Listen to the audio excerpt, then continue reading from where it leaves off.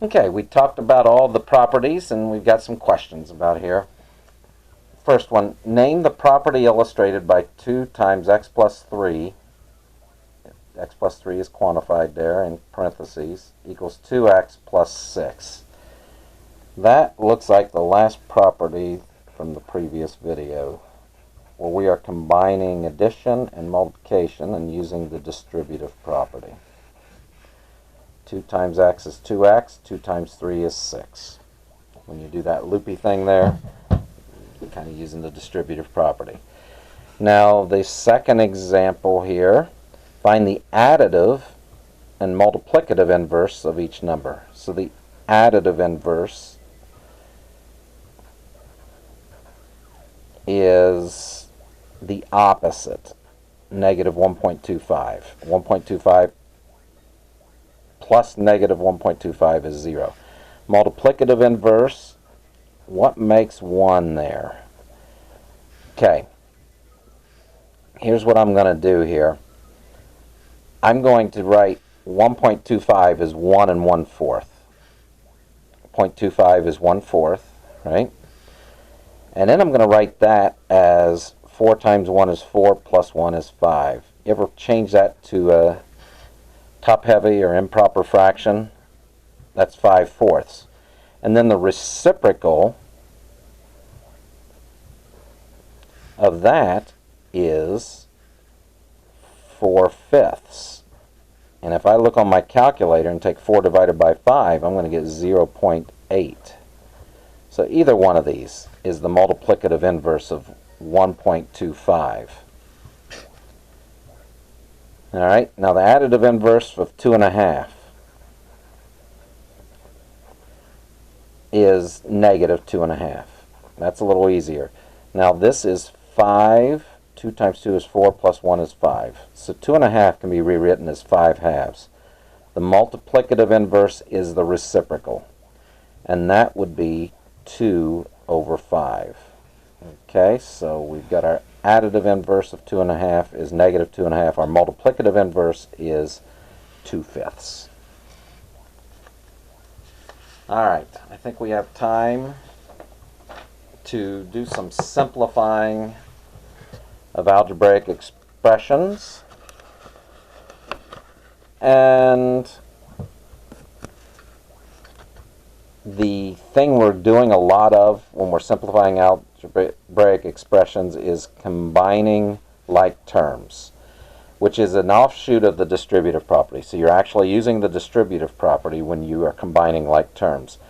Let me just show you that. For example, 3x plus 2x. They each have an x there. I could write that as 3 plus 2 times x. 3 times and 3 plus 2 is 5. So that's 5x. But 3x plus 2x is 5x. Usually we don't talk about that, but I just want you to understand that that is the distributive property at work there. So use other properties to rearrange and regroup terms to get them. So we'll go through a step-by-step process here to simplify this expression here. 3 times 4x minus 2y minus 2 times 3x plus y. First thing I'm going to do is distribute.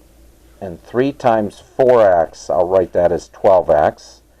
And 3 times negative 2y, I'll write that as negative 6y. I know that says minus. I'm kind of thinking of it as a negative also. And this is minus 2 times 3x plus y. Let's treat this as negative y. So negative 2 times 3x is negative 6x. Negative 2 times y is negative 2y. So in both those places, we use the distributive property.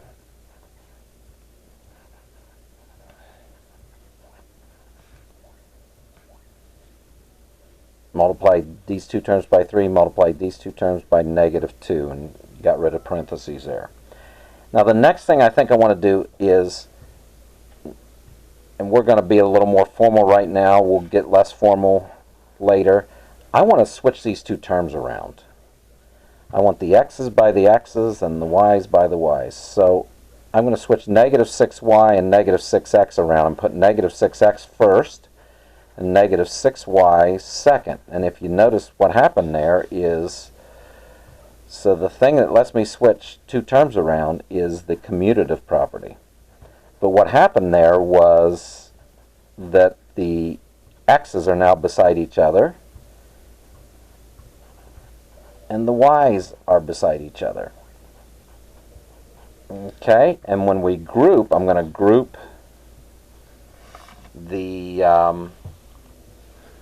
first two together and then the second two together. But really what I'm doing is taking 12x minus 6x. Those are like terms. So I'm combining like terms, and if you notice I said the combining like terms is the distributive property.